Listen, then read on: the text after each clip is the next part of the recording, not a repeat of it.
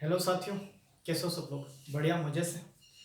तो part one और part two, ऑक्सीकरण और अपचयन, ऑक्सीडेशन और रिडक्शन, इस पे हमने बात कर ली थी।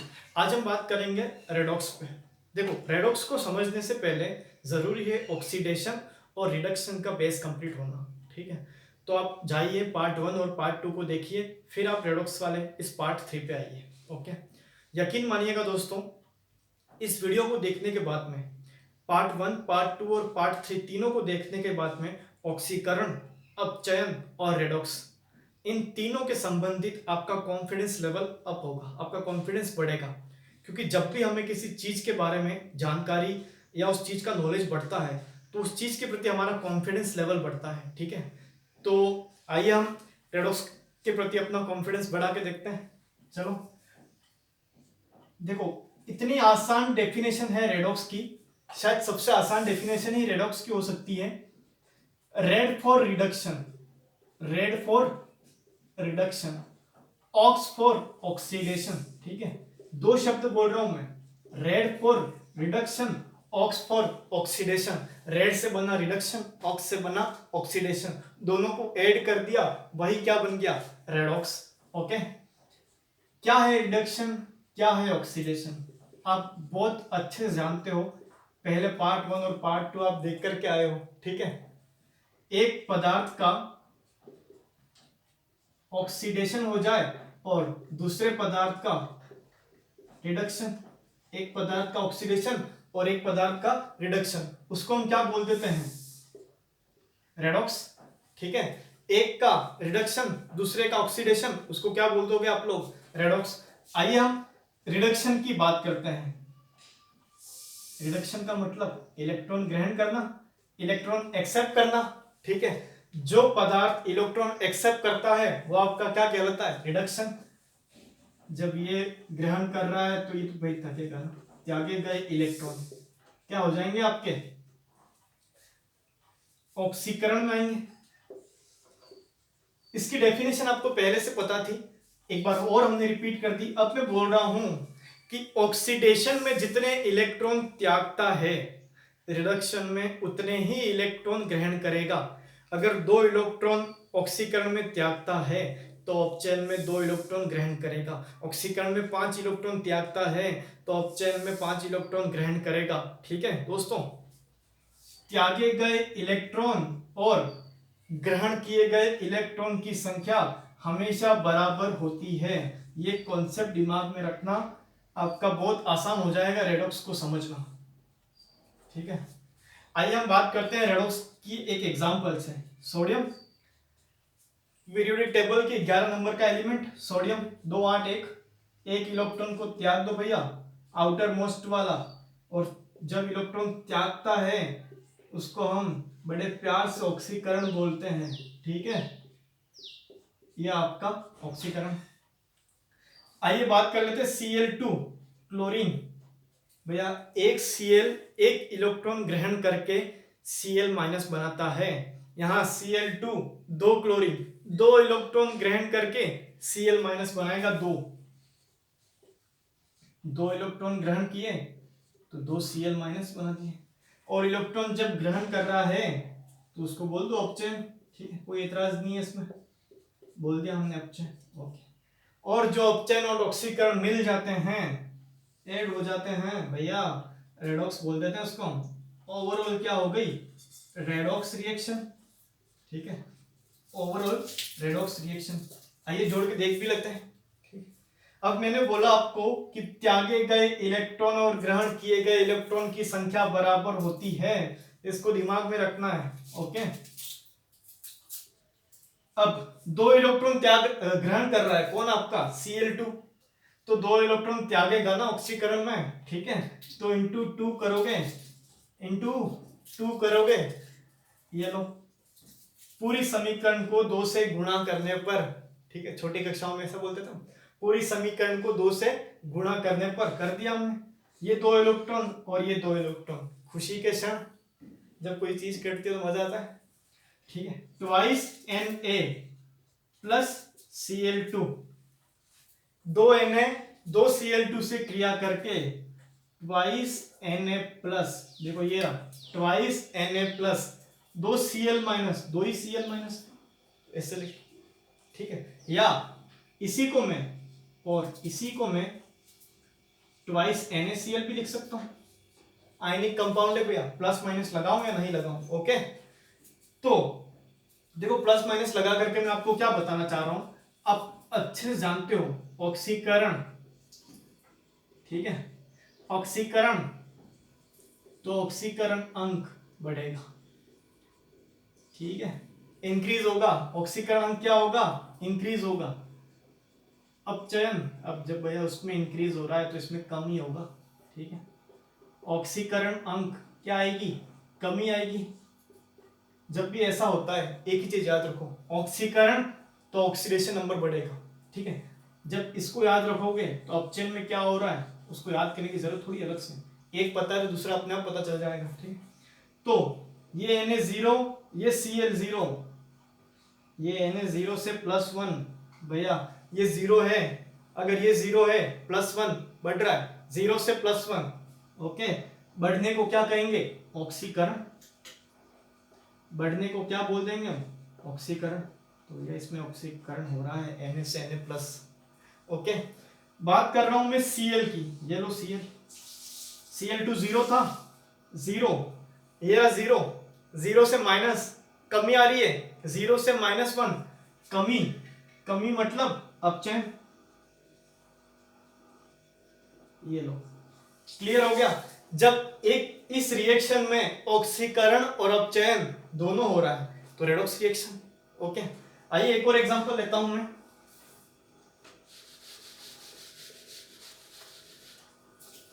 भैया सोडियम एक बार फिर लिख दो, ठीक है। और इस बार तो बिना बोले लिख दोगे तुम लोग, Na प्लस प्लस इलेक्ट्रॉन, क्या बोलते हैं, ऑक्सीकरण बोलते हैं, ठीक है। त्यागे गए इलेक्ट्रॉन 2 8 6 सल्फर, ठीक है। ऑक्सीजन के जस्ट नीचे आता है सल्फर, 2 8 6 16 इलेक्ट्रॉन होते हैं इसमें, ठीक है। तो 2 इलेक्ट्रॉन और ग्रहण कर लें, 2 इलेक्ट्रॉन और ग्रहण कर लें तो अष्टक पूर्ण स्थायी विन्यास और अक्रिय युग्म विन्यास बन जाएगा इसके पास में, ठीक है। तो आपका S-2, 2 इलेक्ट्रॉन ग्रहण करते ही S-2 आ गया। वह जब 2 इलेक्ट्रॉन यहाँ पे ग्रहण कर रहा है तो 2 इलेक्ट्रॉन त्यागना भी तो चाहिए। पूरी समीकरण को 2 से गुणा करने पर, 2 से गुणा करने पर एक ऑक्सीकरण हो रहा है, एक अपचयन हो रहा है, तो दोनों को जोड़ेंगे तो ओवरऑल रेडॉक्स रिएक्शन, ठीक है।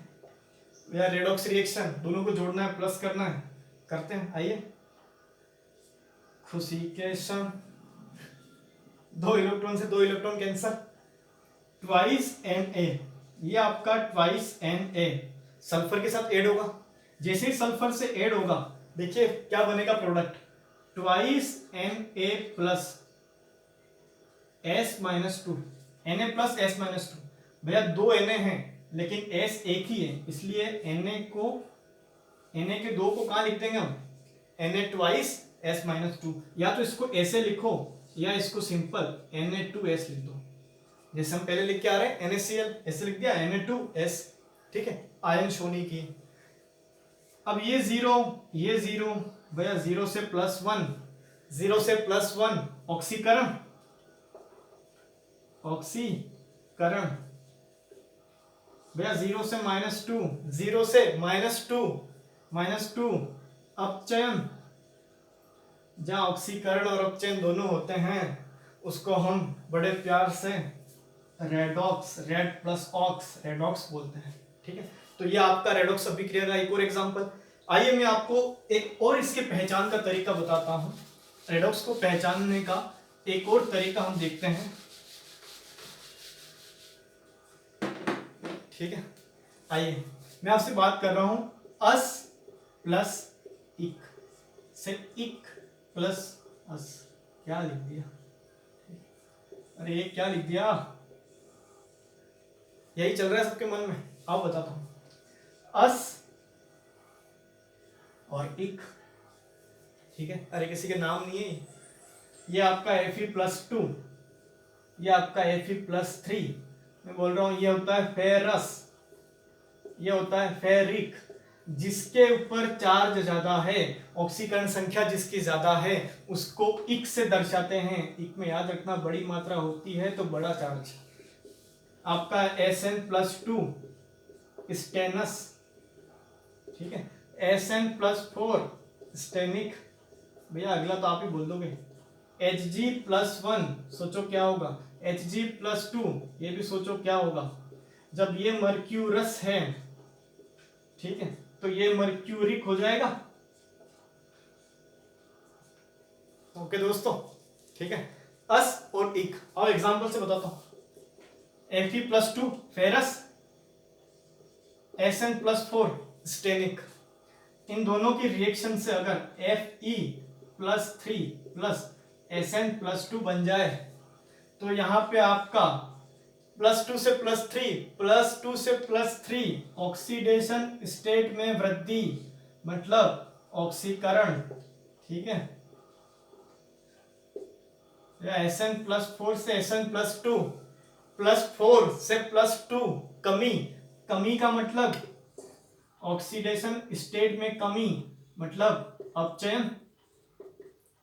और जिसमें अपचयन और ऑक्सीकरण दोनों होता हो उसको आप बड़े प्यार से रेडॉक्स बोलते हैं। तो ये एक और रेडॉक्स अभी किया गया एग्जांपल, ठीक है। तो मेरे ख्याल से रेडॉक्स के संदर्भ में आपको अब कोई दिक्कत नहीं आनी चाहिए। हम एग्जांपल और भी करेंगे आगे। उससे पहले मैं आपको बता दूं अपचायक पदार्थ और ऑक्सीकारक पदार्थ के बारे में, ठीक है। ऑक्सीकारक पदार्थ, देखिए इसमें कंफ्यूजन रहता है, लेकिन इसको ध्यान से देखना और समझना इसके एग्जांपल्स को। इसके बाद आपको इस टॉपिक में कभी कंफ्यूजन नहीं आएगा। केवल तीन तीन पॉइंट समझने हैं, केवल तीन तीन पॉइंट समझाऊंगा।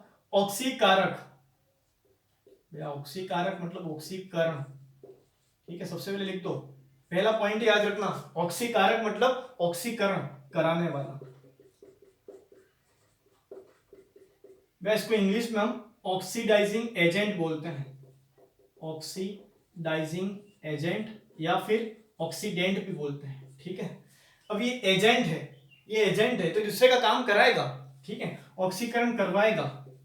दूसरा, स्वयं का अपचयन, स्वयं का अपचयन, और अपचयन में तो क्या होता है भैया, इलेक्ट्रॉन ग्रहण करता है। तीसरा पॉइंट तो आसान हो जाएगा आपके लिए, इलेक्ट्रॉन का ग्रहण करना, ठीक है। तो ये तीन पॉइंट हमने ऑक्सीकारक में बात कर ली, ठीक है। आओ अपचायक बताता हूं। अपचायक, अपचयन लिख देना सबसे पहले ही, अपचयन कराने वाला, ठीक है। ये भी रिड्यूसिंग एजेंट कहलाता है, रिड्यूसिंग एजेंट या रिडक्टेंट, ठीक, रिड्यूसिंग एजेंट या रिडक्टेंट। अपचयन कराने वाला, जब ये अपचयन करवा रहा है दूसरे का तो स्वयं का तो ऑक्सीकरण नहीं होगा, और स्वयं का ऑक्सीकरण का मतलब इलेक्ट्रॉन का त्यागना, ऑक्सीकरण अर्थात इलेक्ट्रॉन का त्यागना, ठीक है। यहां तक क्लियर होगा साथियों। एग्जाम्पल, ठीक, एग्जाम्पल से पहचानते हैं। बता तो दी डेफिनेशन के लिए ये होता है, बट पहचान करनी भी तो जरूरी है, आना वो चाहिए हमको, क्योंकि एग्जाम में तो एग्जाम्पल देंगे हमको। H2S प्लस Cl2, ये H2 और ये Cl2 हाइड्रोक्लोरिक एसिड, आमाशय याद आ रहा होगा बायो वालों को। Twice HCl plus sulphur, okay. ये H2 और ये Cl2, HCl बना दिया, सल्फर बेचारा अकेला हो गया। भैया हाइड्रोजन का कॉन्सेप्ट चलेगा ऑक्सीकरण और अपचयन में। जो हाइड्रोजन ग्रहण करता है वो अपचयन, तो ये Cl2 बेचारा दो क्लोरीन के साथ में एक दो हाइड्रोजन और लेकर के बैठ गया। जब इसने ग्रहण किया तो अपचयन। भैया H2S, ठीक है, H2S हाइड्रोजन निकाल दिए, और जो हाइड्रोजन निकालता है वो ऑक्सीकरण। तो रिएक्शन में ऑक्सीकरण भी हो रहा है, अपचयन भी हो रहा है, मतलब रिएक्शन कौन सी है, रेडॉक्स रिएक्शन, ओके। यहां तक क्लियर होगा। पहचान किसकी करनी है हमको, ऑक्सीकारक पदार्थ और अपचायक पदार्थ की। आइए मैं बात कर रहा हूं। देखिए इसका क्या हो रहा है, Cl2 का क्या हो रहा है, अपचयन कौन करवा रहा है? H2S यही करवा रहा है। H कौन दे रहा है इसको? यही दे रहा है। जब ये अपचयन करवा रहा है तो अपचयन कराने वाला अपचायक,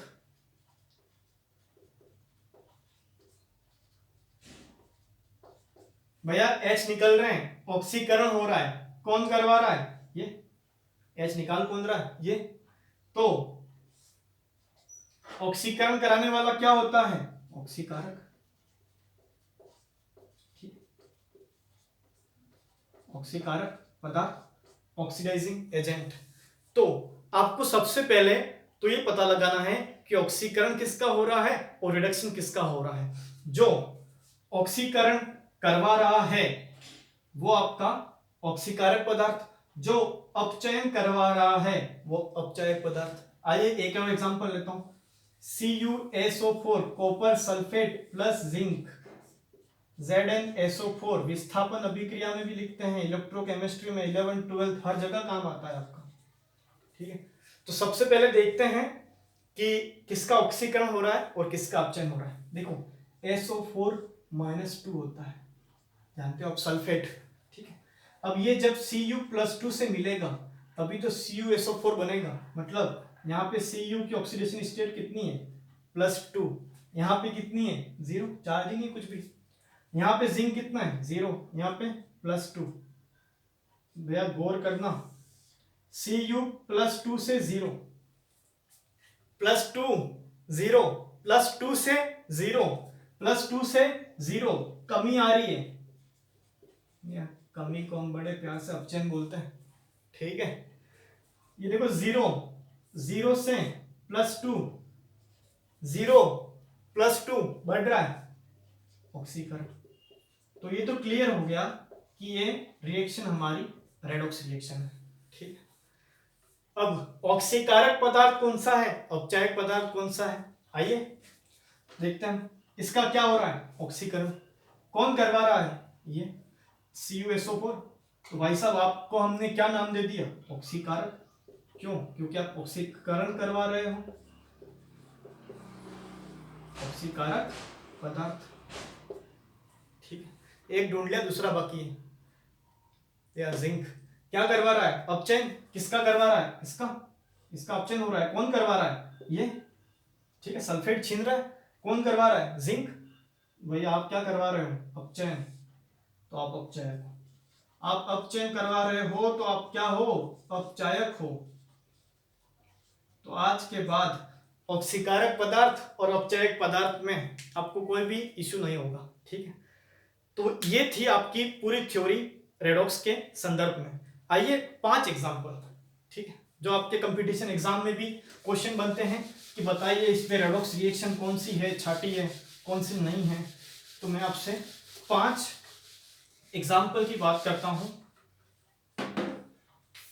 देखो पहला ही एग्जाम्पल में लिखता हूं कि Fe+3 twice time Fe+3 plus I minus ये भी 2 बार, okay, plus twice I minus twice Fe+2 plus I2।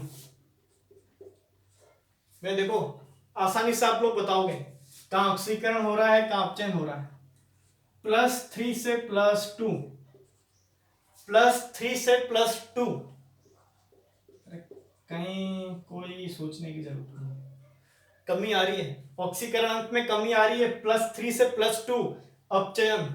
ऑक्सीकरण अंक -1 से 0, अरे भैया -1 से 0, ये -1 तो ये 0, ये -1 तो ये 0। ठीक है, वृद्धि तो ऑक्सीकरण, तो ये है redox. Yes, it is a redox reaction. ठीक है, कोई दिक्कत नहीं है। आइए एक और example, zinc plus twice H+, क्या बन गया इससे? Zinc +2 plus H2। आइए जिंक से जिंक +2, भैया ऑक्सीकरण संख्या में वृद्धि, ऑक्सीकरण H प्लस से H0, +1 से 0, ठीक है, +1 से 0 अपचयन है redox, yes it is a redox reaction.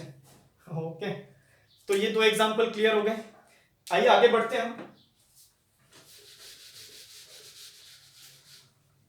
मैं आपसे बात करता हूं ट्वाइस के, इस तरह के एग्जांपल में हो सकता है कंफ्यूजन आपको, +Cl2 से twice KCl, okay, twice K plus Cl2 से आपका ट्वाइस KCl बना।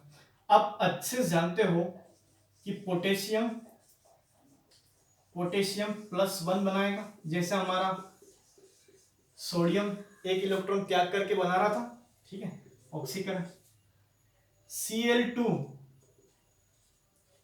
2 इलेक्ट्रॉन ग्रहण करेगा, Cl-, ठीक है, इसको मैं ऑक्सीकरण संख्या से भी समझाऊंगा, बट एक बार यहां बात कर रहा हूं मैं आपसे ताकि आपको और क्लियर हो जाए। इस समीकरण में 2 से गुणा करेंगे, पहले करके आए हम सबसे पहले, क्योंकि 2 इलेक्ट्रॉन त्याग, ये ग्रहण कर रहा है तो ये 2 इलेक्ट्रॉन त्यागेगा।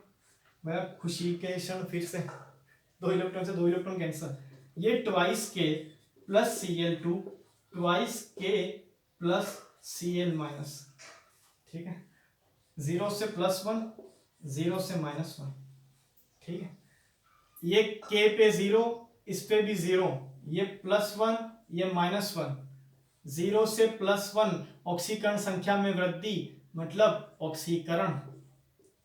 ओके दोस्तों, Cl2 0 से -1, 0 से -1 वह रिडक्शन या अपचयन, ठीक है। ओके दोस्तों, ये रिएक्शन कैसे बनी ये बता दिया, ओवरऑल रेडॉक्स रिएक्शन, ओके, एक ऑक्सीकरण एक अपचयन। एक और एग्जांपल देखता हूं, मैं आपको बताता हूं।